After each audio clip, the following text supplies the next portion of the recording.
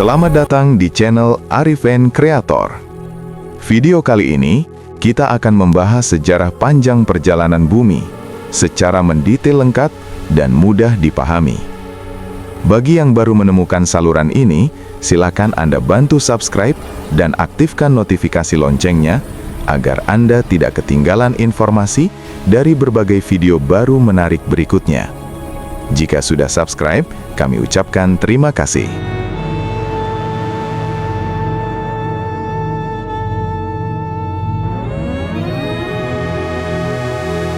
Sejarah panjang perjalanan bumi di ruang angkasa. Dari ketiadaan menjadi suatu gumpalan kosmik, lalu bola api, hingga menjadi fondasi bagi kehidupan seluruh makhluk di bumi. Ketika kita membicarakan sejarah kehidupan di bumi, kebanyakan orang langsung teringat pada zaman dinosaurus yang menguasai daratan, hewan purba laut, manusia purba yang berburu di savana, atau zaman es yang membekukan benua. Namun, semua itu hanyalah momen singkat. Saking singkatnya zaman itu, digambarkan seperti detik terakhir dalam jam raksasa yang menandai usia planet kita. Kisah sesungguhnya jauh dan sangat jauh lebih panjang, lebih sunyi, dan jauh lebih rumit bagi keberadaan kita hari ini. Ini adalah cerita yang dimulai sekitar 4,6 miliar tahun lalu, saat bumi bahkan belum layak disebut sebagai planet yang bisa mendukung kehidupan. Bayangkan saja, bumi lahir dari kekacauan kosmik, berubah dari bola api neraka menjadi tempat yang subur bagi peradaban manusia dan jutaan spesies hewan. Untuk memudahkan pemahaman, mari kita ibaratkan umur bumi selama ini sebagai 1 tahun penuh kalender biasa. Dinosaurus, yang sering menjadi aktor utama, hidup sekitar 4 hari, mulai tanggal 26 hingga 30 Desember. Sedangkan manusia pertama hingga saat ini baru muncul pada tanggal 31 Desember, tepat pukul 23.59.59, hanya 1 detik sebelum tahun baru. Seperti pesta akhir tahun yang singkat. Sementara itu, lebih dari 11 bulan pertama, dari Januari hingga Desember, diisi oleh era panjang yang disebut Prakambrium, atau lebih tepatnya, era Prakambrium dalam istilah lama. Era inilah yang membentuk segalanya, dari bentuk planet kita, atmosfernya, hingga dasar kehidupan itu sendiri. Dalam naskah panjang ini, saya akan menjelaskan perubahan demi perubahan secara bertahap, dengan penjelasan yang mudah dipahami. Kita akan mulai dari kelahiran bumi, hingga ledakan kehidupan yang membuka jalan menuju kehidupan, hingga dunia modern. Setiap bagian akan diuraikan langkah demi langkah, seperti cerita yang mengalir, agar Anda bisa membayangkan prosesnya dengan mudah, selayaknya sedang menonton film dokumenter. Namun bedanya, ini bisa menambah wawasan sekaligus hiburan untuk anak dan keluarga. Mari kita mulai dari paling awal mula. Yang pertama, dimulainya kelahiran bumi, planet neraka tanpa kehidupan sekitar 4,6 miliar tahun lalu. Bayangkan alam semesta pada masa yang sangat muda. Belum ada planet hijau, belum ada air biru, belum ada kehidupan sekecil apapun. Sekitar 4,6 miliar tahun lalu, tata surya baru saja lahir. Matahari terbentuk dari awan raksasa gas dan debu kosmik yang runtuh oleh kekuatan gravitasi. Di sekeliling matahari muda ini, sisa-sisa material berputar membentuk piringan kosmik raksasa seperti pusaran debu yang tak pernah berhenti. Di dalam pusaran inilah, cikal bakal planet, termasuk bumi, mulai terbentuk. Proses akresi, dari debu menjadi dunia. Pada awalnya, bumi bukanlah planet. Ia hanyalah butiran debu mikroskopis yang melayang di ruang angkasa. Namun seiring waktu, partikel-partikel ini saling bertabrakan, lalu menempel satu sama lain. Semakin besar ukurannya, semakin kuat pula gaya gravitasinya. Inilah proses yang disebut akresi.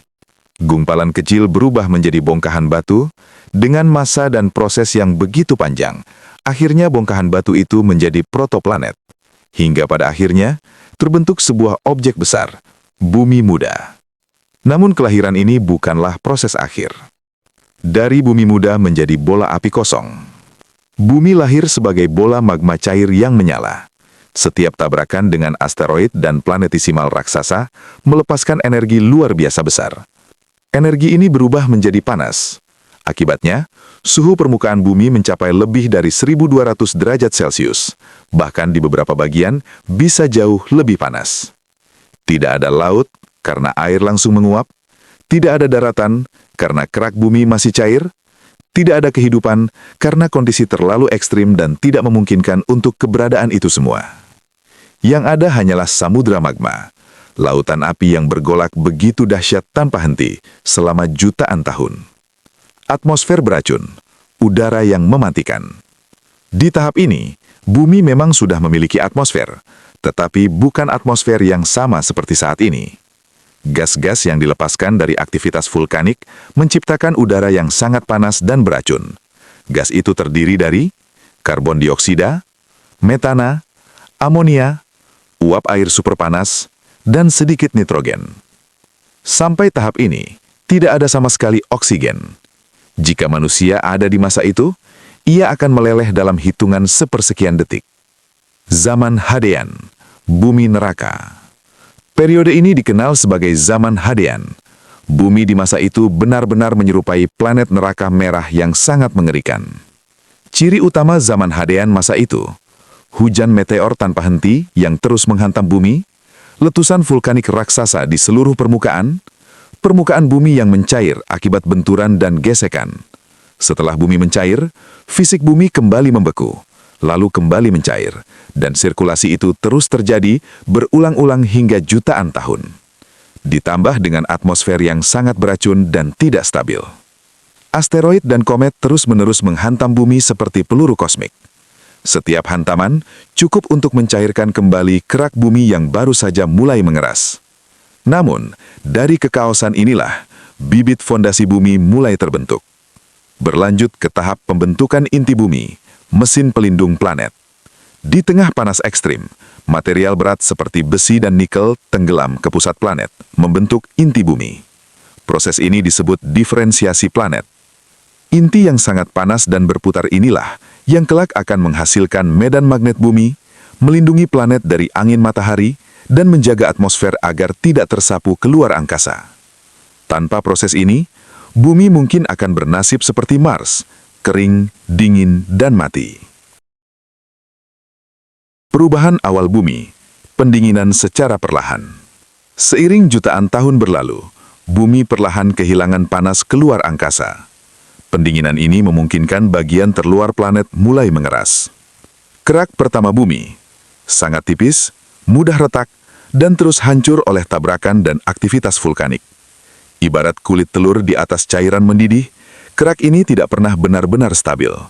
Namun, inilah langkah awal penting menuju bumi yang lebih tenang. Kesimpulan pada pembentukan bumi tahap awal. Pada tahap ini, bumi belum layak hidup, belum memiliki air cair, tidak memiliki kehidupan, dipenuhi api, racun, dan kehancuran. Namun, justru dari planet neraka inilah, bumi mulai menata dirinya. Semua kekaosan ini adalah harga yang harus dibayar oleh bumi untuk ia dapat membangun planet yang layak hidup. 2. Tabrakan maha dahsyat dan kelahiran bulan, sekitar 4,5 miliar tahun lalu. Setelah bumi terbentuk, perubahan dramatis terjadi sekitar 4,5 miliar tahun lalu.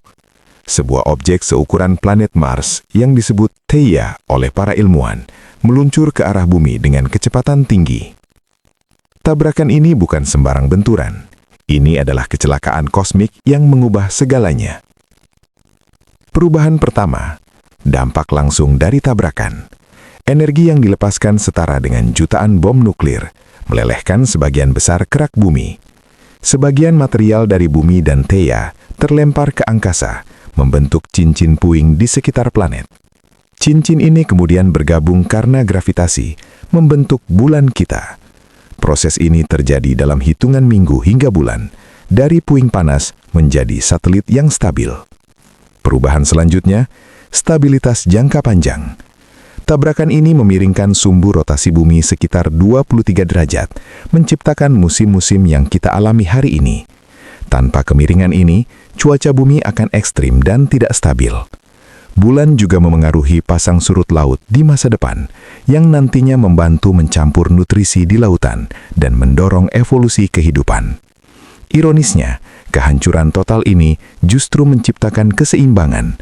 Bumi menjadi lebih stabil, dan bulan bertindak sebagai penjaga yang melindungi dari asteroid lain dengan menariknya ke dirinya sendiri.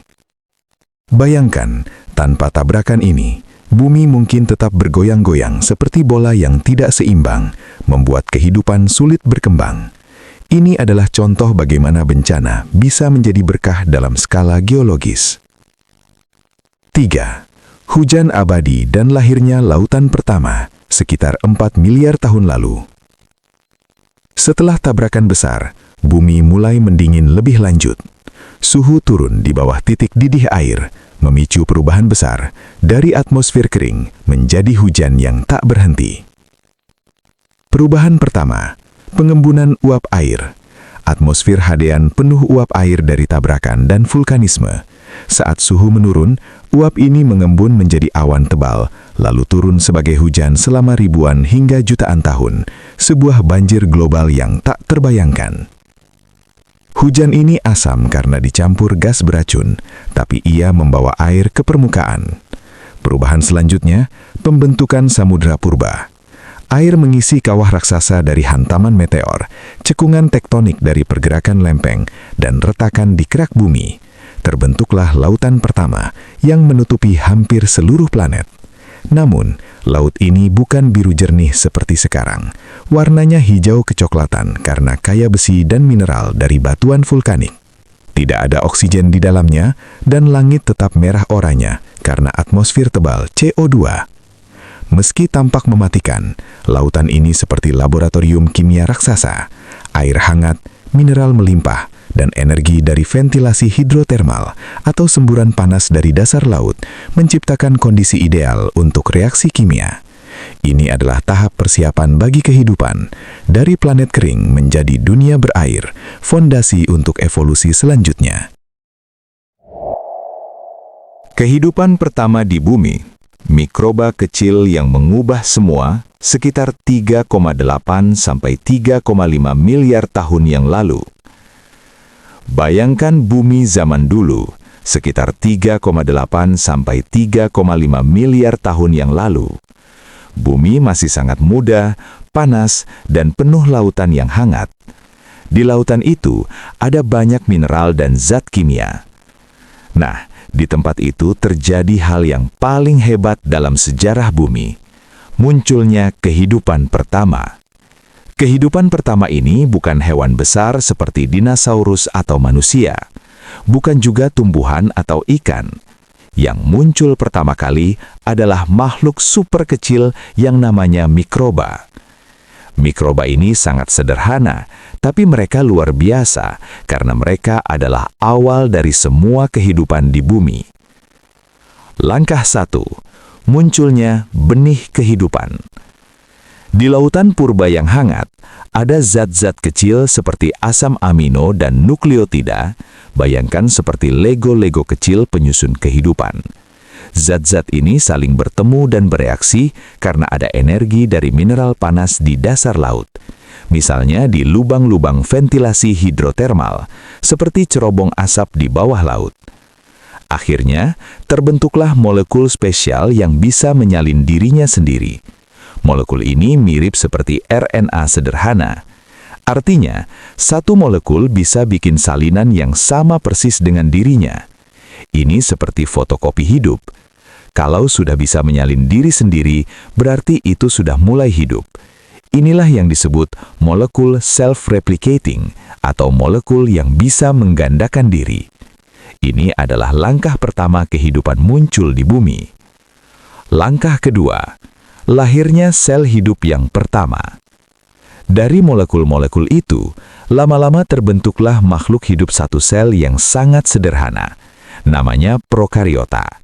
Sel ini kecil banget, tidak punya inti sel seperti sel kita sekarang.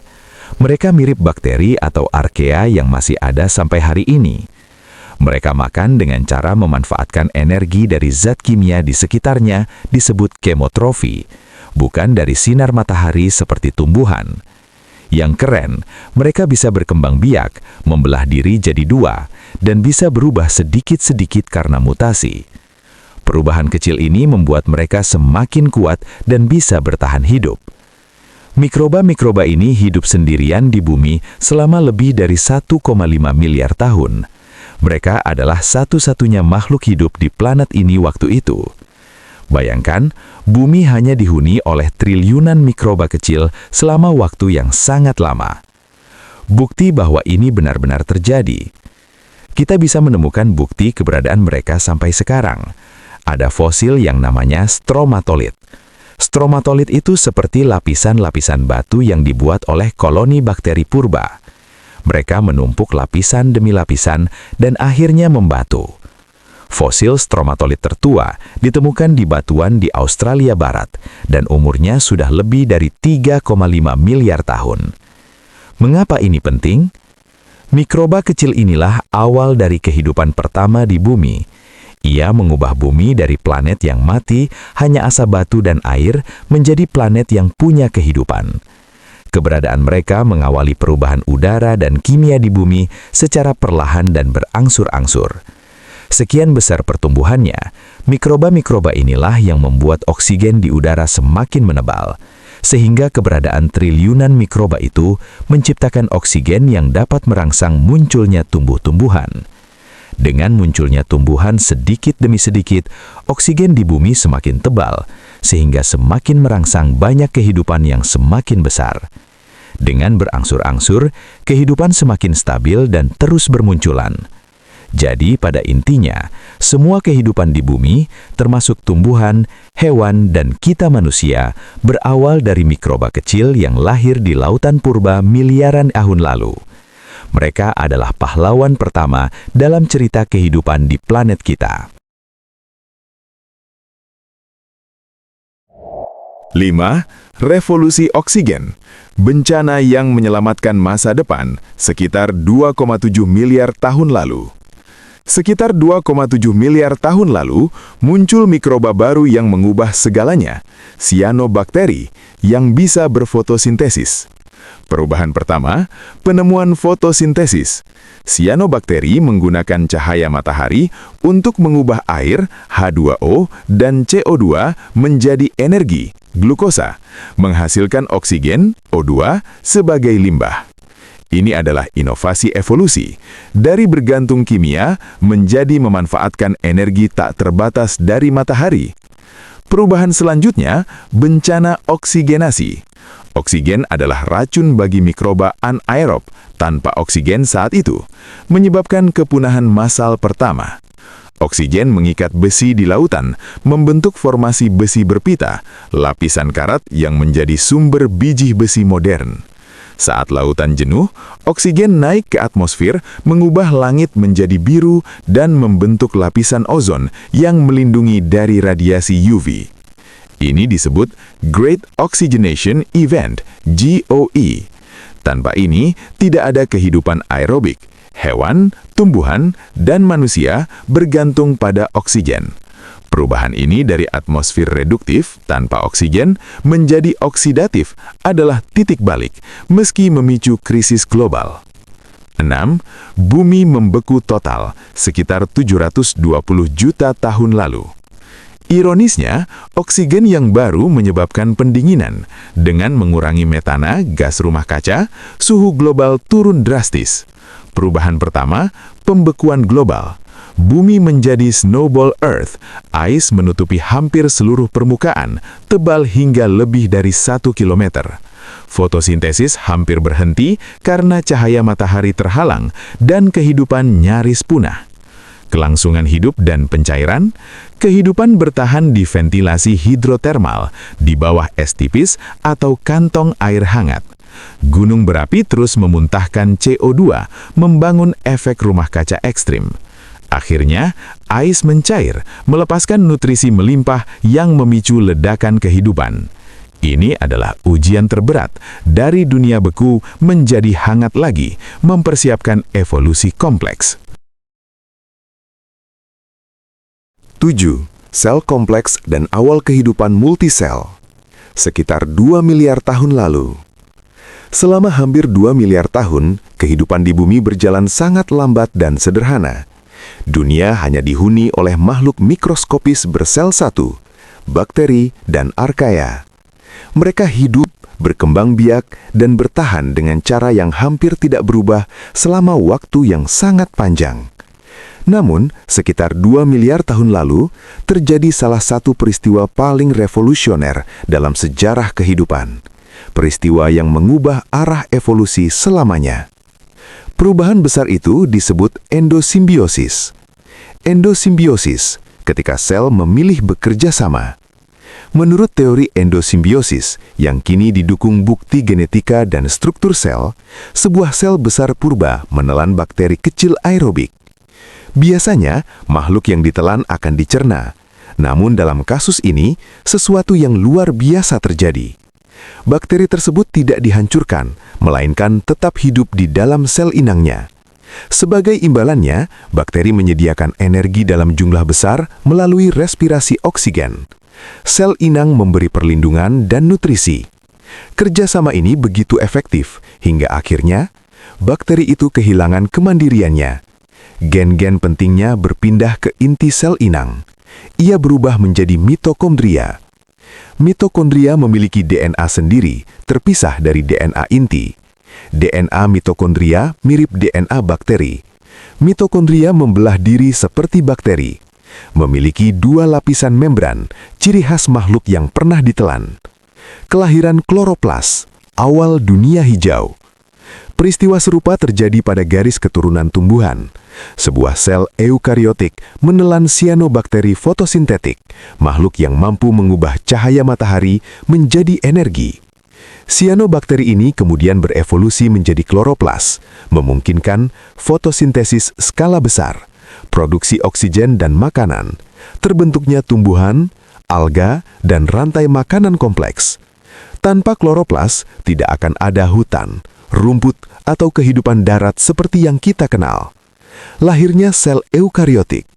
Dari sinilah muncul eukariota, sel dengan inti sel menyimpan DNA, organela khusus, mitokondria, kloroplas, retikulum endoplasma, sistem kerja internal yang terorganisir. Dengan energi berlimpah dari mitokondria, sel tidak lagi hanya fokus bertahan hidup. Mereka bisa membesar, memiliki fungsi khusus, bekerja sama dengan sel lain. Awal kehidupan multisel. Sekitar 1,5 miliar tahun lalu, sel-sel eukariotik mulai hidup berkoloni, lalu berkembang menjadi organisme multisel sejati. Keuntungan besar kehidupan multisel adalah pembagian tugas, sel otot, sel saraf, sel pelindung. Ukuran lebih besar jadi lebih sulit dimangsa. Adaptasi lebih cepat terhadap lingkungan. Inilah fondasi munculnya hewan, tumbuhan, dan jamur. Sel sederhana telah berubah menjadi sistem kehidupan yang kompleks. Dunia sedang bersiap untuk ledakan evolusi berikutnya. 8. Hewan pertama dan misteri biota ediacara. Sekitar 600 juta tahun lalu. Setelah serangkaian zaman es global yang dikenal sebagai Snowball Earth, bumi perlahan menghangat. Es mencair, laut kembali aktif, dan kandungan oksigen di air laut meningkat tajam. Dalam kondisi inilah, sekitar 600 juta tahun lalu, muncul makhluk-makhluk misterius yang kini dikenal sebagai biota ediacara, hewan multisel paling awal yang diketahui manusia. Dunia ediacara, kehidupan yang damai. Makhluk ediacara hidup di dasar laut dangkal, bentuknya sangat asing, tubuh pipih seperti daun atau kasur udara, tidak memiliki mulut, mata, gigi, atau tulang. Tidak bergerak aktif, tidak berburu. Mereka hidup dengan cara menyerap nutrisi langsung dari air laut melalui permukaan tubuh, mirip spons modern tetapi jauh lebih sederhana. Contoh terkenal, Dickensonia, Carniodiscus, Sprigina. Beberapa ilmuwan bahkan berdebat apakah mereka benar-benar hewan atau cabang kehidupan yang kini telah punah total. Dunia tanpa predator. Pada masa Ediacara, tidak ada perburuan, tidak ada gigi atau cangkang, tidak ada senjata biologis. Ekosistem sangat stabil dan damai. Namun, ketenangan ini tidak berlangsung lama. Perubahan besar, munculnya predator. Menjelang akhir periode Ediacara, terjadi perubahan drastis. Oksigen semakin tinggi, organisme berevolusi menjadi lebih aktif. Hewan mulai bergerak, menggali, dan berburu. Inilah awal predasi, hubungan pemangsa dan mangsa. Dampaknya sangat besar. Hewan lunak tanpa pertahanan punah. Evolusi dipercepat secara ekstrim. Makhluk harus beradaptasi atau mati. Kepunahan biota Ediacara. Sebagian besar biota Ediacara lenyap secara misterius sekitar 540 juta tahun lalu. Penyebabnya kemungkinan gabungan dari tekanan predator, perubahan kimia laut, kompetisi dengan organisme baru yang lebih aktif. Namun kepunahan ini membuka jalan bagi peristiwa terbesar berikutnya. Gerbang menuju ledakan Kambrium. Dengan hilangnya makhluk-makhluk pasif, dunia dikuasai oleh kehidupan baru. Hewan bertubuh geras, sistem saraf, mata, gerak aktif. Inilah awal ledakan Kambrium. 9. Gerbang menuju dunia modern. Ledakan Kambrium. Sekitar 540 juta tahun lalu. Selama miliaran tahun, kehidupan di bumi berjalan pelan dan nyaris tak berubah. Dunia dikuasai oleh makhluk lunak, mikroskopis dan sederhana, tanpa tulang, tanpa mata, tanpa gigi, bahkan tanpa bentuk tubuh yang jelas. Evolusi memang terjadi, tetapi begitu lambat hingga nyaris tak terlihat dari satu generasi ke generasi berikutnya. Namun, sekitar 540 juta tahun lalu, bumi memasuki sebuah fase yang benar-benar mengubah arah sejarah kehidupan. Dalam kurun waktu yang relatif singkat menurut standar geologi, sekitar 20 hingga 25 juta tahun, kehidupan mengalami lonjakan kompleksitas yang belum pernah terjadi sebelumnya. Peristiwa ini dikenal sebagai ledakan Kambrium atau Cambrian Explosion. Dan inilah momen ketika dunia biologis modern mulai terbentuk. Ledakan Kambrium bukan sekedar munculnya banyak makhluk baru. Ia adalah revolusi biologis besar-besaran, perubahan cara hidup, cara bergerak, cara berburu, dan cara bertahan hidup. Dunia sebelum ledakan Kambrium, kehidupan yang tenang dan pasif. Sebelum Kambrium, kehidupan didominasi oleh organisme lunak yang hidup di dasar laut. Banyak di antaranya mirip kantung hidup atau lembaran tipis, bergerak lambat atau bahkan tidak bergerak sama sekali. Mereka menyerap nutrisi langsung dari lingkungan sekitar. Tidak ada predator aktif, tidak ada perlombaan kecepatan, tidak ada senjata biologis. Ekosistem saat itu sederhana dan relatif stabil. Karena tekanan seleksi rendah, tidak ada dorongan kuat bagi tubuh untuk berkembang menjadi lebih kompleks. Namun, kondisi lingkungan bumi perlahan berubah. Pemicu besar, lingkungan siap untuk kehidupan kompleks. Menjelang awal Kambrium, beberapa faktor penting bertemu secara bersamaan. Kadar oksigen meningkat. Oksigen di lautan dan atmosfer sudah cukup tinggi untuk mendukung metabolisme yang lebih cepat dan tubuh yang lebih besar. Tanpa oksigen tinggi, sistem saraf dan otot kompleks tidak mungkin terbentuk. Stabilisasi iklim global. Setelah periode ekstrim seperti Snowball Earth, suhu bumi menjadi lebih stabil. Lautan dangkal meluas, tempat ideal bagi kehidupan berkembang. Ketersediaan nutrisi melimpah. Pelapukan batuan di daratan melepaskan mineral penting ke laut, menyediakan bahan baku bagi pertumbuhan organisme kompleks. Lingkungan kini siap, evolusi tinggal menekan tombol gas. Perubahan pertama, inovasi anatomi besar-besaran. Ledakan Kambrium ditandai oleh munculnya hampir semua rancangan tubuh utama atau body plans yang kita kenal saat ini. Ini bukan sekedar variasi kecil, tetapi lompatan radikal dalam desain kehidupan. Mata, revolusi cara melihat dunia. Untuk pertama kalinya, makhluk hidup mengembangkan mata fungsional. Bahkan mata sederhana mampu mendeteksi cahaya dan bayangan, cukup untuk menyadari keberadaan predator, mengincar mangsa, bernavigasi di lingkungan yang kompleks. Dengan mata, dunia biologis berubah dari gelap dan pasif menjadi arena interaksi visual. Siapa yang melihat duluan, hidup lebih lama. kerangka, cangkang, dan tulang, perlindungan dan kekuatan. Organisme mulai mengembangkan cangkang keras, kerangka luar atau eksoskeleton, kerangka dalam primitif. Fungsi awalnya sederhana, perlindungan dari serangan. Namun struktur keras juga memberi keuntungan lain. Otot dapat menempel lebih efektif, gerakan menjadi lebih cepat dan kuat. Ukuran tubuh bisa membesar tanpa runtuh. Inilah awal dari konsep tubuh sebagai mesin biologis. Sistem saraf, kontrol gerak dan respon cepat. Beberapa organisme Kambrium mulai memiliki jaringan saraf terpusat, sistem koordinasi gerak, respon cepat terhadap rangsangan. Makhluk hidup tidak lagi hanya bereaksi lambat terhadap lingkungan. Mereka kini bisa mengejar, menghindar, menyergap, melarikan diri. Kecepatan menjadi mata uang baru dalam evolusi. Perubahan selanjutnya, lahirnya dunia predator dan mangsa. Inovasi anatomi memicu perubahan yang jauh lebih besar, lahirnya hubungan predator-mangsa aktif. Sebelum Kambrium, hampir tidak ada perburuan. Setelah Kambrium, kehidupan berubah menjadi perlombaan senjata biologis. Predator mengembangkan gigi, capit, dan kecepatan. Mangsa mengembangkan cangkang tebal, duri, kamuflase, dan strategi bersembunyi. Setiap inovasi di satu pihak memicu inovasi balasan di pihak lain. Inilah lingkaran umpan balik evolusi yang mempercepat diversifikasi kehidupan.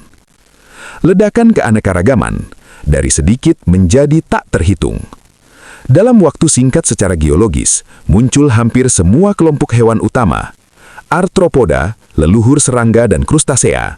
Moluska, leluhur siput dan cumi-cumi. Annelida, cacing bersegmen. Echinodermata, leluhur bintang laut. Chordata awal, cikal bakal vertebrata, termasuk manusia. Banyak spesies Kambrium tampak aneh dan eksperimental, seolah alam sedang mencoba berbagai desain sebelum menyaring mana yang efektif. Sebagian punah, namun beberapa bertahan, dan merekalah fondasi kehidupan modern. Awal era Phanerozoikum, dunia yang bisa dilihat.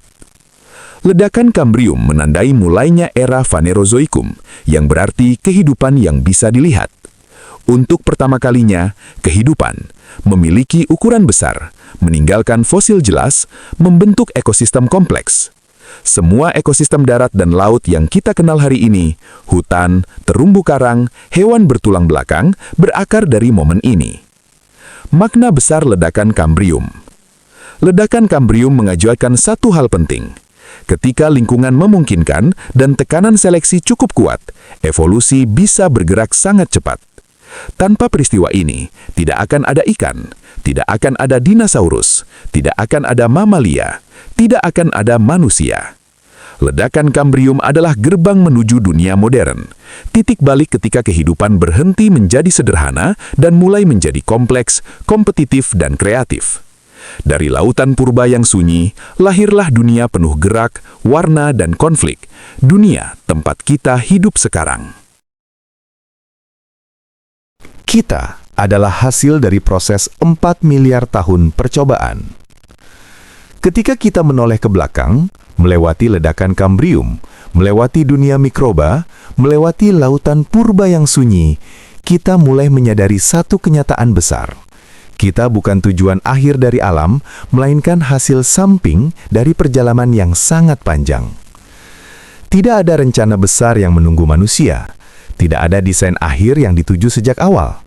Yang ada hanyalah percobaan tanpa henti diulang miliaran kali dengan kegagalan jauh lebih banyak daripada keberhasilan. Namun justru dari ketidakteraturan itulah kehidupan bertahan. Nafas kita, warisan mikroba purba. Setiap tarikan nafas yang kita hirup hari ini, setiap molekul oksigen yang masuk ke paru-paru adalah warisan langsung dari mikroba purba yang hidup miliaran tahun lalu. Sianobakteri kecil, tanpa otak dan tanpa kesadaran, mengubah atmosfer bumi melalui fotosintesis.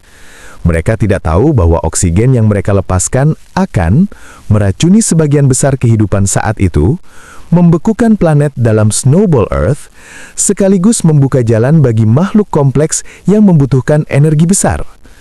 Oksigen yang kini menopang otak kita dulu adalah racun mematikan. Kehidupan tidak bergerak menuju kenyamanan. ia bergerak menuju ketahanan. Tubuh kita, arsip hidup evolusi. Tubuh manusia adalah museum hidup dari sejarah panjang evolusi. Mitokondria di setiap sel kita adalah bekas bakteri bebas yang ditelan lebih dari 1,5 miliar tahun lalu. Sistem saraf kita adalah penyempurnaan dari jaringan sederhana yang muncul pada masa Kambrium. Tulang, mata, dan organ dalam kita adalah versi lanjut dari inovasi awal yang lahir saat predator dan mangsa pertama saling mengejar di Laut Purba. Kita membawa masa lalu di dalam diri kita bukan sebagai kenangan, tetapi sebagai struktur biologis nyata. Atom kita, anak debu bintang. Lebih dalam lagi, bahkan sebelum bumi ada, bahan penyusun tubuh kita sudah ditempa di dalam bintang. Karbon dalam DNA kita, kalsium dalam tulang kita, zat besi dalam darah kita, semuanya terbentuk ketika bintang jaksasa membakar inti mereka, lalu meledak dalam supernova, menyebarkan unsur berat ke seluruh galaksi. Kita bukan hanya bagian dari sejarah bumi, kita adalah bagian dari sejarah kosmik. Tubuh kita adalah debu bintang yang belajar berpikir. Tanah yang kita pijak, bekas luka planet. Bumi yang kita kenal hari ini bukan hasil keseimbangan damai, melainkan hasil dari bencana berulang. Tabrakan asteroid raksasa, gunung api global, pembekuan total planet, kepunahan massal yang menghapus hingga 90% kehidupan. Setiap hutan, setiap gunung, setiap lapisan tanah adalah arsip dari kehancuran masa lalu. Namun justru dari kehancuran itulah muncul peluang baru. Kepunahan bukan akhir dari kehidupan. Seringkali ia adalah pintu bagi bentuk kehidupan baru. Prakambrium, fondasi yang tak terlihat. Prakambrium mencakup hampir 90% sejarah kehidupan di bumi. Namun karena sebagian besar makhluknya lunak dan mikroskopis, ia nyaris tak terlihat dalam catatan fosil. Meski tersembunyi, masa inilah yang membangun atmosfer, menstabilkan iklim, mengembangkan sel kompleks, dan mempersiapkan panggung bagi ledakan Kambrium. Tanpa memahami Prakambrium, kita hanya melihat hasil akhir, bukan proses panjang yang membuat hasil itu mungkin. Seperti melihat gedung megah tanpa memahami fondasi raksasa di bawahnya. Pelajaran terbesar, kerendahan hati. Sejarah panjang ini mengajarkan satu hal penting, kerendahan hati. Bumi tidak diciptakan untuk manusia. Kehidupan tidak menjamin kelangsungan satu spesies. Planet ini telah bertahan tanpa kita, berubah drastis berkali-kali, menghapus dominasi makhluk yang pernah menguasainya. Kita bukan penguasa cerita ini. Kita hanyalah bab terbaru, dan bab ini pun bisa berakhir. Masa depan, ujian berikutnya. Jika masa lalu adalah eksperimen alam, maka masa depan adalah ujian bagi kesadaran manusia. Pertama kalinya dalam sejarah bumi, satu spesies mampu mengubah iklim global, menghapus ekosistem dalam hitungan abad, mengganggu siklus yang terbentuk selama miliaran tahun. Pertanyaannya bukan apakah bumi akan bertahan. Bumi selalu bertahan. Pertanyaannya adalah, apakah kita akan bertahan bersama perubahan itu? Penutup. Akhir. Kita adalah hasil dari 4 miliar tahun percobaan, tanpa naskah, tanpa kejuan, dan tanpa jaminan. Kita adalah keberuntungan statistik yang luar biasa dan sekaligus rapuh. Memahami sejarah panjang ini bukan sekedar pengetahuan, ia adalah peringatan dan pengingat bahwa hidup bukan hak istimewa yang dijamin, melainkan peluang singkat di tengah kisah kosmik yang jauh lebih besar dari kita. Dan selama kita masih bisa berpikir, belajar, dan memilih, kita masih punya kesempatan untuk menjadi bukan sekedar hasil evolusi, tetapi penjaga sadar dari planet yang melahirkan kita.